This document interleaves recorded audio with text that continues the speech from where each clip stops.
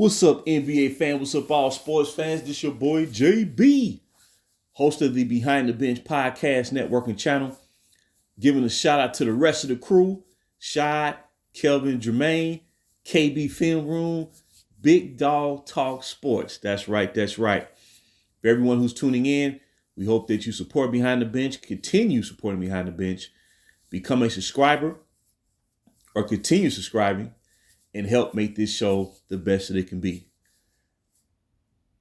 You know, yesterday, since we are in the heart or the going down the home stretch of the NBA regular season, you know, I started thinking about basketball history, basketball commentary, right? And those two realms hit me at the same time, just out of nowhere. And I just wanted to share this, you know, with everyone tuning in.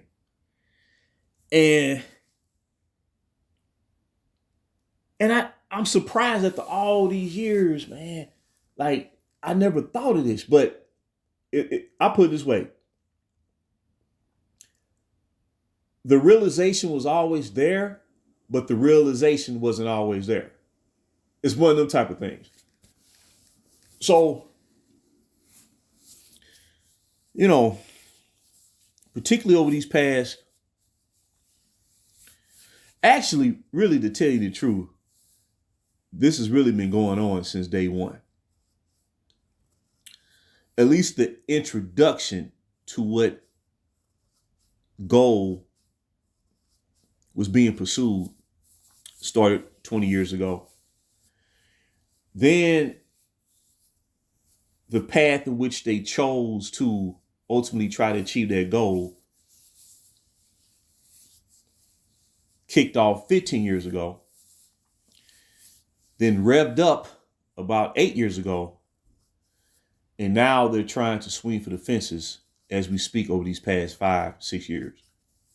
What I'm talking about is this notion about being the NBA cash cow.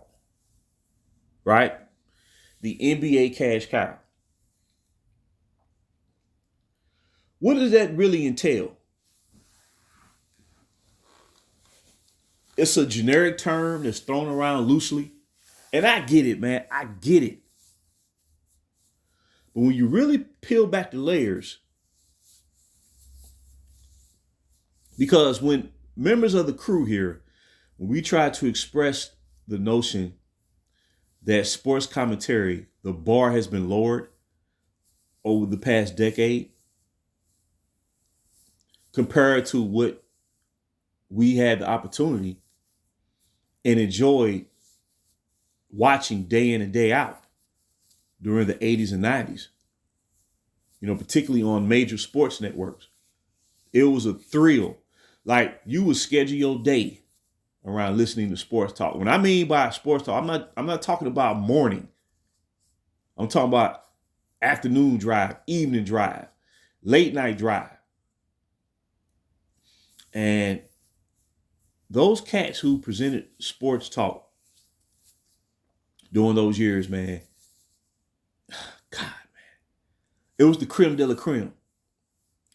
What I'm trying to say is, you didn't hear this talk about who's the cash cow, or this constant conversation about who's the face of the league. Because all of that was determined on the court during money time. And whoever won, that's the player who got the recognition as the game's best. And what I mean by that is, I'm not talking about who they projected to win at the start of the season. I'm talking about who really won by season's end. See, everything is in reverse now. So what I'm getting at is,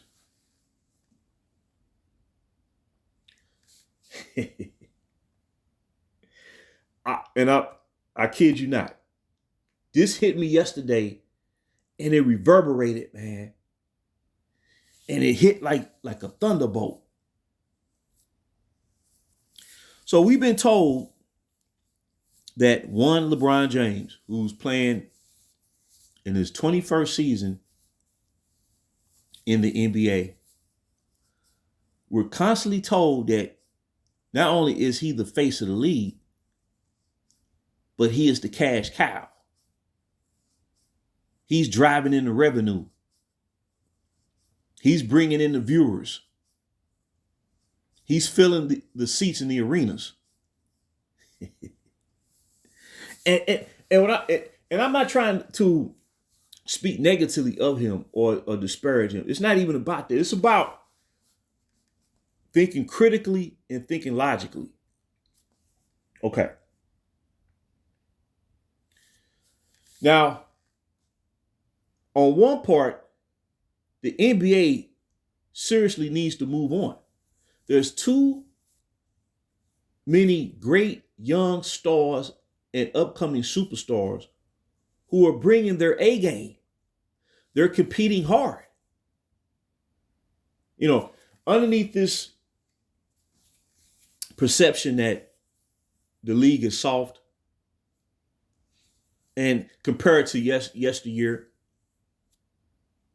there is a difference. There is a difference, but at the same time, I don't like to compare eras because the NBA still features the greatest basketball players in the world.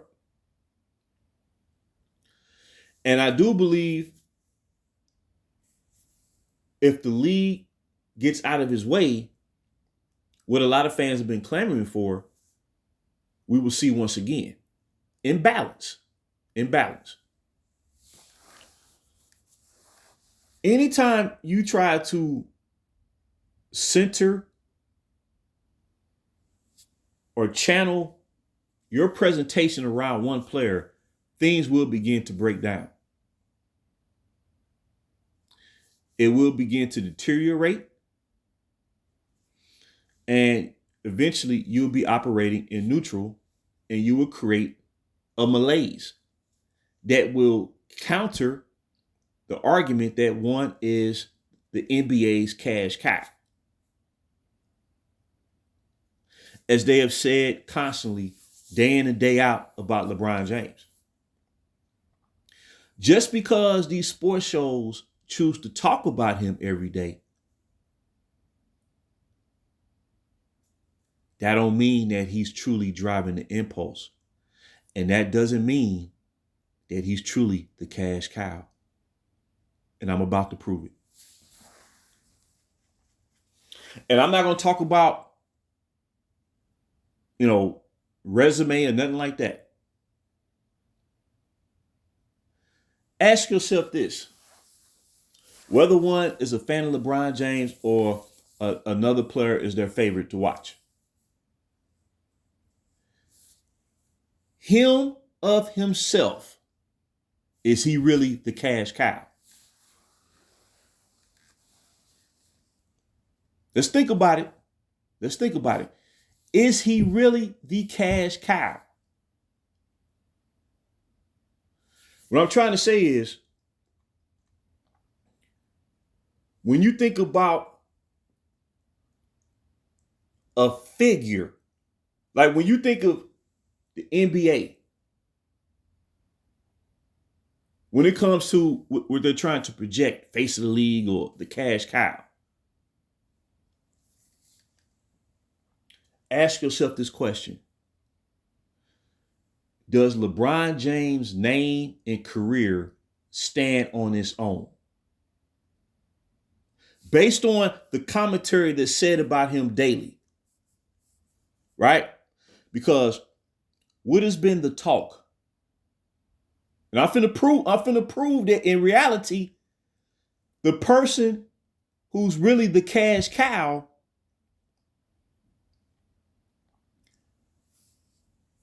is not the person that they're trying to convince today's youth generation and basketball audience is the cash cow.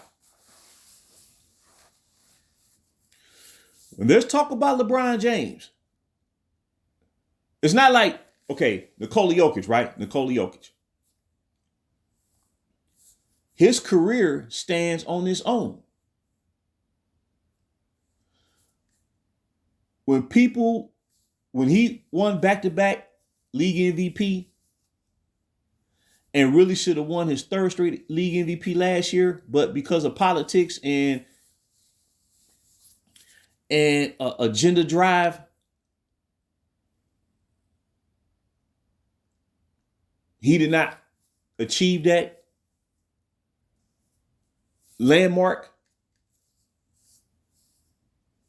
But in the end, once Nikola Jokic proved who he was and becoming the first player to average a 30-point triple-double throughout the playoffs and leading the Denver Nuggets to their first ever championship in franchise history,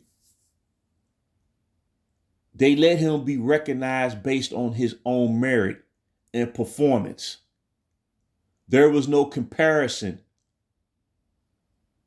That was the beauty of it. Kevin Durant. I'm talking about prime Kevin Durant. KD, when they called him Durantula. His game stood on its own, whatever it was. It stood on its own in present context. Same thing for Giannis Antetokounmpo. When he won his first championship, his achievement stood on its own. And see, when that happens, perfect example, when the Milwaukee Bucks faced the Brooklyn Nets in their memorable playoff series in 2021, they went the distance, went the full 7 games.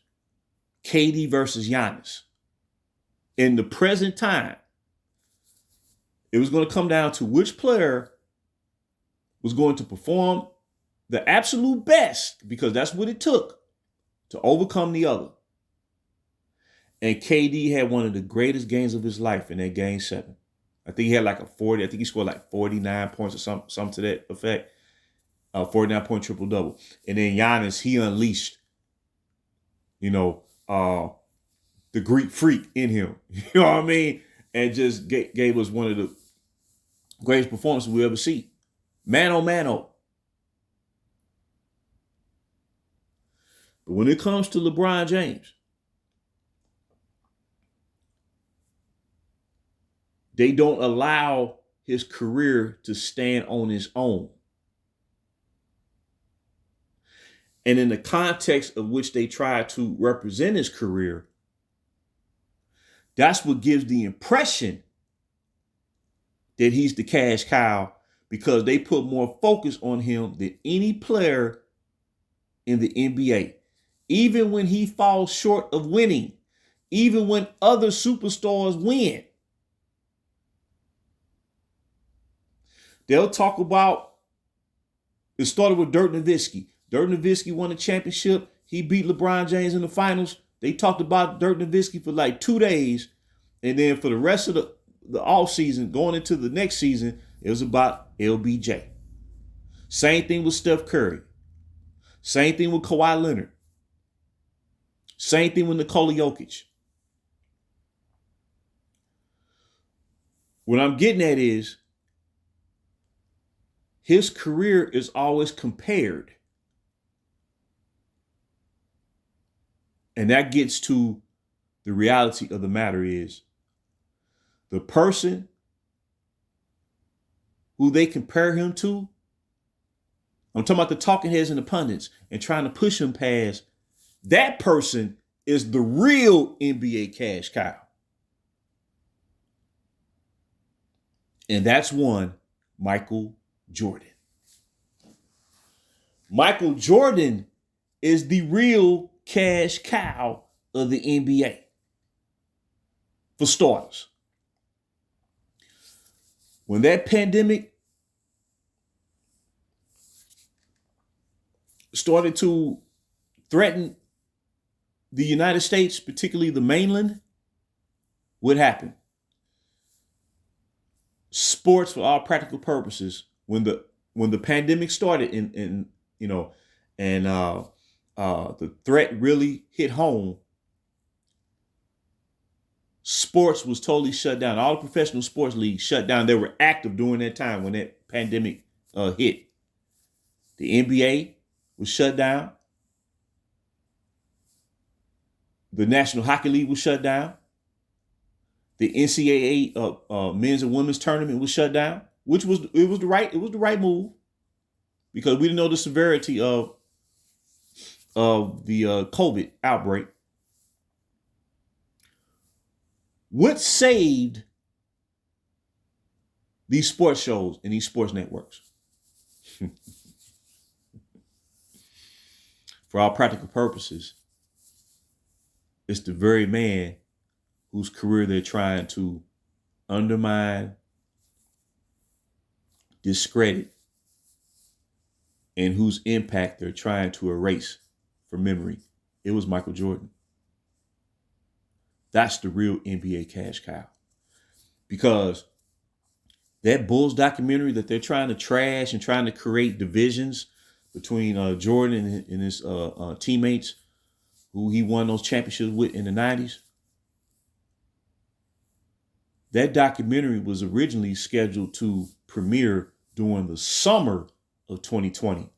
But because there was no sports content to speak of, because all active sports events and professional sports leagues had shut down, they premiered that documentary 2 months in advance. And that documentary alone, because remember, it was a 10-part documentary. Think about that. For 10 straight weeks, that Bulls documentary saved sports. That's your real cash cow.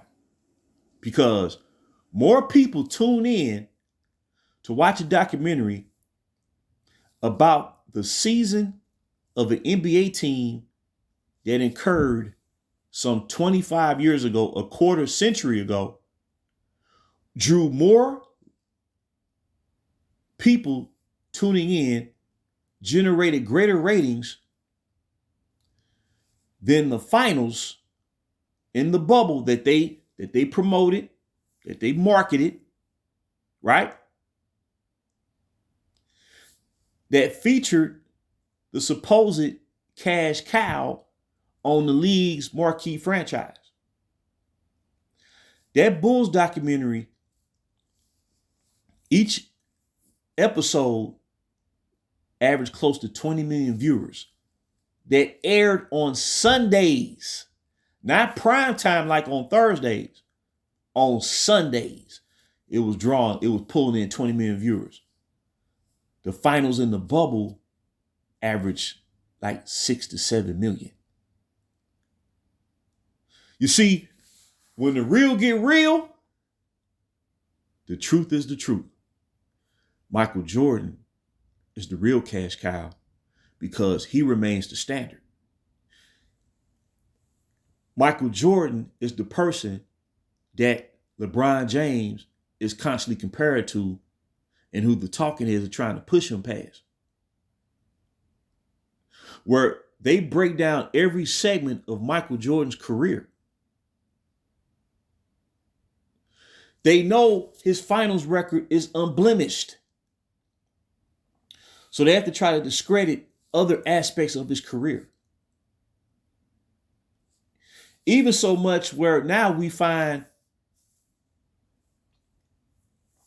his main, as they say, brother in arms, or ace bo cool, or partners in crime, Scottie Pippen, now they have this so-called beef with each other. Right?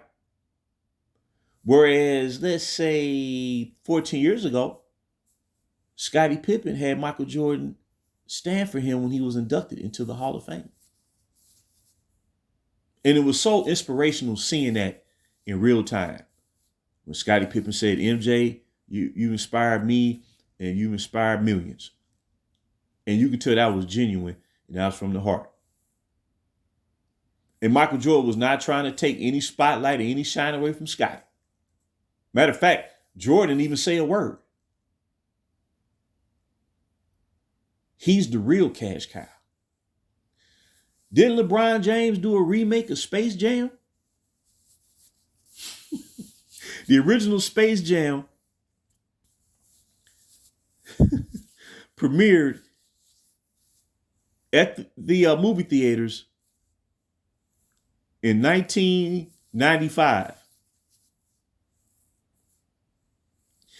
And the hope was that the new Space Jam would outsell or earn more than the original, which it did not.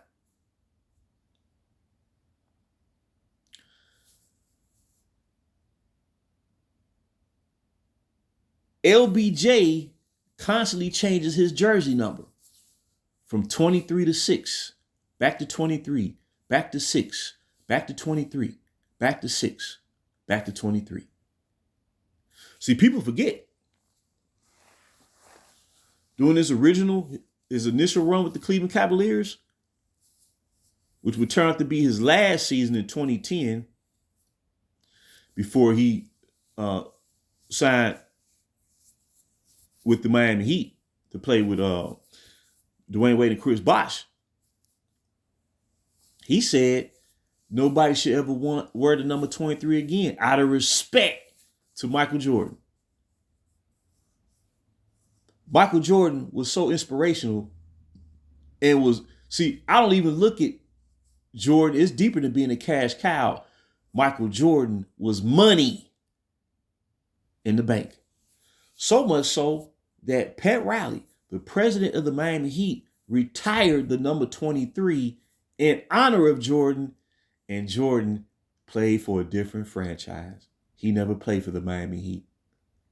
But out of respect to Jordan, what he meant to basketball and how sensational he was as a player and how he dominated and elevated the sport, Pat Riley, who is you want to talk about as competitive as can be. He paid homage to Jordan.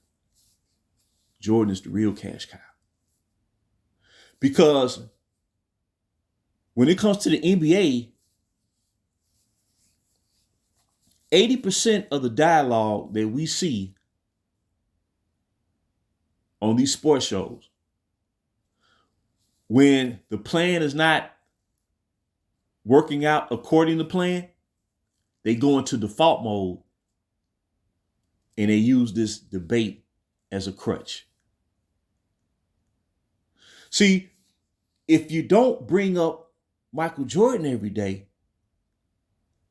then you would have to really decipher basketball and what's going on in the current landscape and express that to the basketball fans tuning in.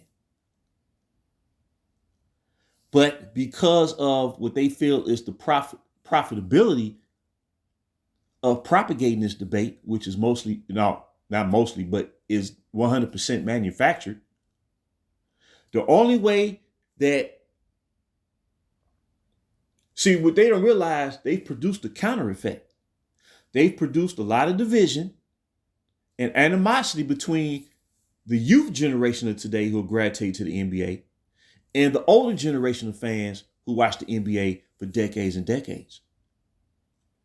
And that debate alone has created the separation that never existed between older fans and younger fans of the past. What I'm trying to say is, when there was talks about Jordan being the greatest basketball player ever, they did so in the context of that argument was based on his play alone, without trying to compare him to his contemporaries every day around the clock, or compare him to past luminaries and trash the past to try to present their case. That's the difference between Jordan and LeBron. So what I'm trying to say is, think about it. They talk about Jordan more than they do LeBron, because Jordan is the standard of which they trying to push LeBron past.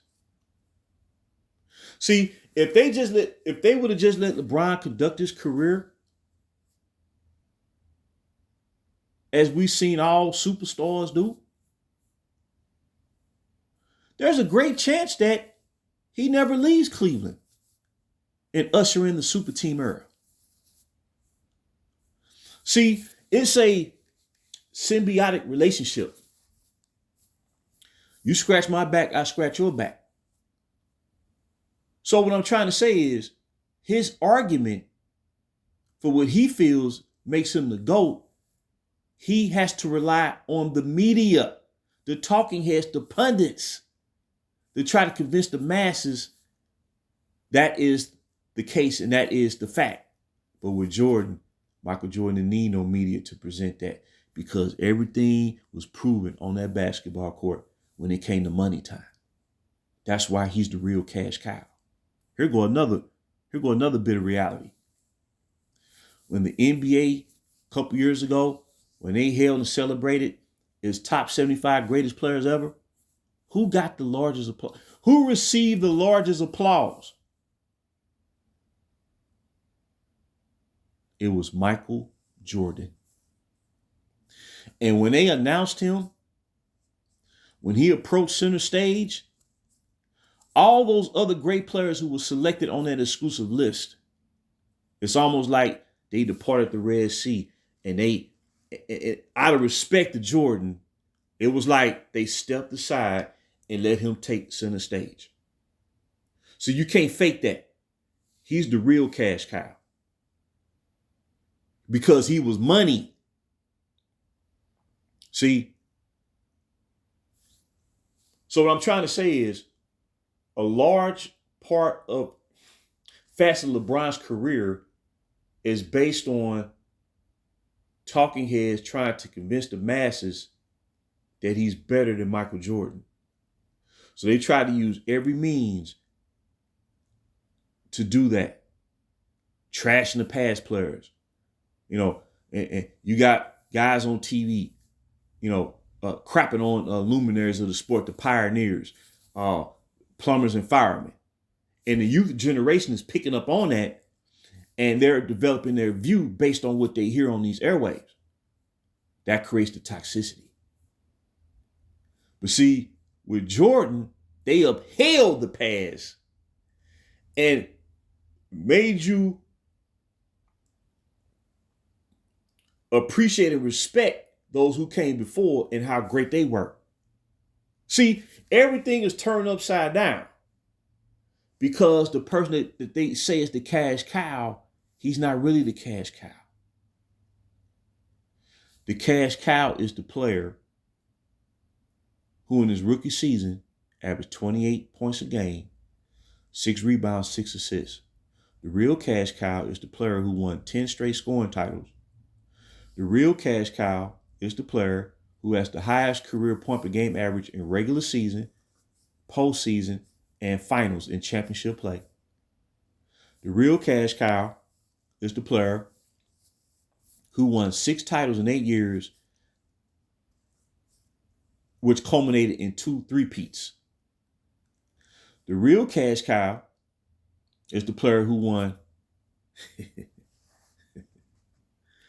league MVP, led the league in scoring, defensive player of the year, all-star game MVP, led the league in steals while recording 200 steals and 100 blocks in the same season. See, that's the standard. Now, like I said, at the end of the day, everybody want to feel that a player in a generation represents the greatest. But fans shouldn't look at it like that. Here, perfect example, in boxing, Sugar Ray Robinson is considered the greatest pound-for-pound boxer in the history of the sport. Now, I didn't grow up during the time that Oscar Robertson fought. But when you do research about his career, you'll notice, man, the frequency of which he fought. Like that man, it's almost like he had a fight almost like every 2-3 weeks. And when you hear people, reflect on his career, and you look at footage of him, you can sit there and say, you know what? Even when you didn't see him in action, that's the greatest pound for pound fighter of all time. See, it don't matter the generation. If you prove to be the greatest, like if someone 50 years from now prove to be the greatest, they're going to be the greatest. They won't need no media agenda, no media pull, no manipulation, nothing like that. You want to trash the past, you'll know it, because the eye test is going to make you come to that realization. That's what I'm trying to say. So in closing, that hit me yesterday. I said, wow, man. But it's perfect timing, man. It's perfect timing. And when you get down to it, when it comes to the NBA, was moving the needle.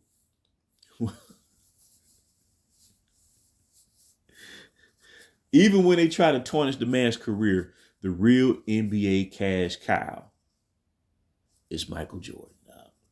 And the reason being is because he set the bar to the absolute highest level. So much so, I believe it's causing a great deal of resentment because he did set the bar that high. But if they look at it in a different way, then the NBA will be moving forward. If they look at it in the way they should, they'll make better choices in representing and improving the product, which they are taking steps slowly behind the scenes to begin achieving that goal. But when you try to manipulate the game and try to sway public opinion, in the end, it won't work. Or as Michael Jordan said, you cannot fool the consumer at the end of the day. Because what you see on the court is what you see. If you win, you win. If you lose, you lose. And that's why Michael Jordan is the epitome of the highest level. And so many great players, followed him and gravitate to him, like the late, great Kobe Bryant. Kobe Bryant has been my favorite basketball player since he was present in the NBA. And what I appreciate that Jordan did was, in this documentary, he showed appreciation for what Kobe Bryant did, achieved in his league. And as Kobe Bryant say, I don't, you don't see me with 5 championships without Michael Jordan. See, that's what you call paying respect. And in the end, that's why so many contemporaries of the sport of basketball respect Kobe the way that they do. But at the end of the day, the real cash cow, whose shoes are still outselling everybody else's 20 years after he retired, the real cash cow, money, is Michael Jordan. So I just want to share that. The real gets real. And until next time, this is JB. That's right. This is JB for BTB Behind the Bench.